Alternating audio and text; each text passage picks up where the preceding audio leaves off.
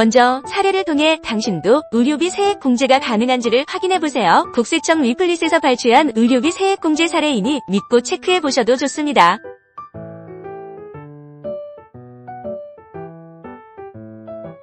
연말정산 시즌이 지나긴 했지만 아직까지도 많은 분들이 의료비 공제에 대해 문의하십니다.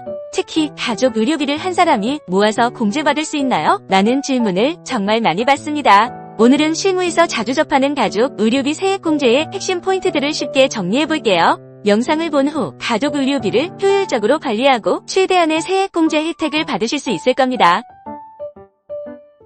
가족 의료비 정말 한 사람이 모두 공제받을 수 있을까? 결론부터 말씀드리면 가능합니다. 하지만 몇 가지 중요한 조건이 있습니다.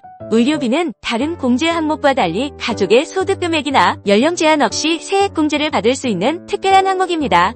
예를 들어 월급 300만원 받는 남편과 전업주부인 아내, 그리고 대학생 자녀가 있는 가정에서 한 해 동안 총 400만원의 의료비가 발생했다고 가정해봅시다.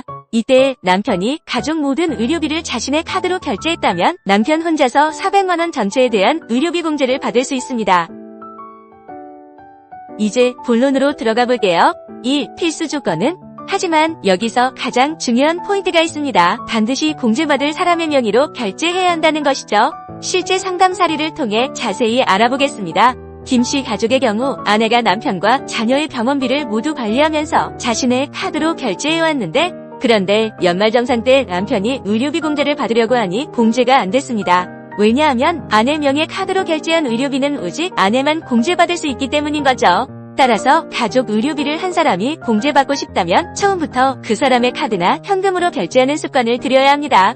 카드 포인트나 할인 혜택 때문에 여러 카드를 섞어 쓰시는 분들이 많은데 의료비만큼은 공제받을 사람 명의로 통일하는 것이 좋습니다.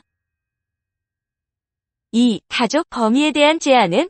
의료비 세액 공제의 또 다른 장점은 가족 범위의 제한이 거의 없다는 점입니다. 일반적인 다른 공제 항목들은 부양가족의 소득이나 연령 조건이 까다로운 편인데 의료비는 부양 및 기본공제 대상자라면 누구든지 포함할 수 있습니다. 즉, 대학생 자녀가 아르바이트로 연간 500만원을 벌어도 그 자녀의 의료비는 부모가 공제받을 수 있다는 뜻입니다. 실제로 제가 담당하는 고객 중에는 4대가 함께 사는 대가족이 있는데 할아버지부터 손자까지 모든 의료비를 아들 명의 카드로 결제해서 한 분이 모든 의료비 공제를 받고 계셨습니다. 3. 부모님과 동거하지 않아도 공제 가능한가요?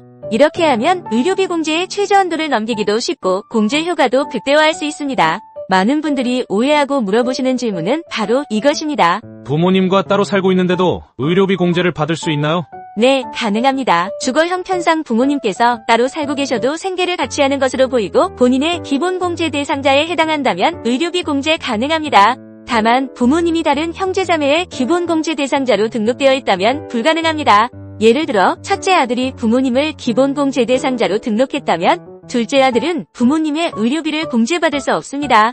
하지만 둘째 아들이 부모님의 의료비를 자신 명의 카드로 결제했다면 자신의 의료비와 합산해서 공제받을 수 있습니다. 그러나 형제자매의 경우에는 조금 다릅니다. 주민등록상 함께 거주하며 생계를 같이 해야 하는데요. 취약이나 요양, 근무 등으로 일시적으로 떨어져 살고 있다면 공제 가능합니다. 4. 자녀 의료비는 부양자가 아니어도 될까요? 마지막으로 자녀 의료비에 대한 중요한 사항을 말씀드릴게요. 자녀의 의료비는 그 자녀에 대한 기본공제를 받고 있는 사람만 공제 가능합니다. 맞벌이 부부를 예로 들어보면 남편이 자녀에 대한 기본공제를 받고 있는 상황에서 아내가 자신의 카드로 자녀 병원비를 결제했다면 어떻게 될까요? 안타깝게도 아내는 이 의료비를 공제받을 수 없습니다. 오직 기본공제를 받고 있는 남편만이 자녀의 의료비를 공제받을 수 있거든요. 따라서 맞벌이 부부라면 연초에 미리 협의해서 자녀 관련 비용을 누가 담당할지 정하시는 것이 좋습니다.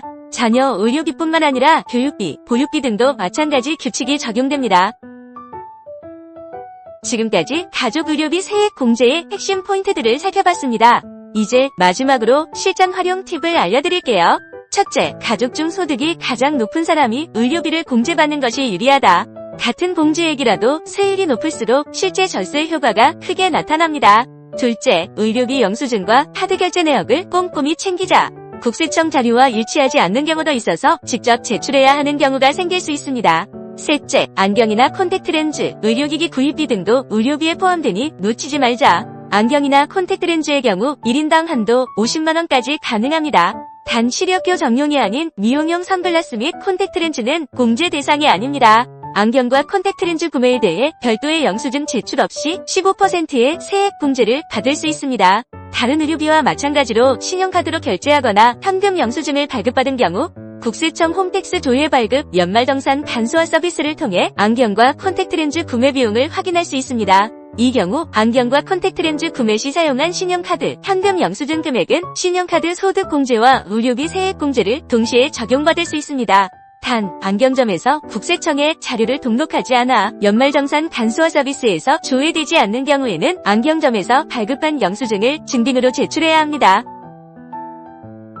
넷째, 의료비 세액공제는 총급여의 3%를 의료비로 지출한 경우라면 일반적으로 700만원 한도의 15% 공제 세액률이 적용됩니다. 그러나 장애인, 65세 이상 고령자, 건강보험 산정, 특례자, 난임시술비, 6세 이하 기본공제 대상자의 의료비에 대해서는 한도 없이 공제받을 수 있습니다. 다섯째, 실비로 받은 금액은 어떻게 될까? 해당 연도에 실비 받으신 금액은 의료비 공제 시 차감되어 계산됩니다. 결론적으로 가족 의료비는 한 사람이 모아서 공제받을 수 있지만 반드시 그 사람 명의의 카드나 현금으로 결제해야 한다는 점을 기억해야 합니다. 이 원칙만 지키신다면 가족 의료비를 효율적으로 관리하면서 최대한의 세액 공제 혜택을 받으실 수 있습니다. 연말정산은 복잡해 보이지만 이런 핵심 포인트들만 알고 계시면 충분히 혼자서도 가능합니다. 혹시 더 궁금한 점이 있으시면 언제든 고정 댓글에 있는 링크로 문의하시면 됩니다.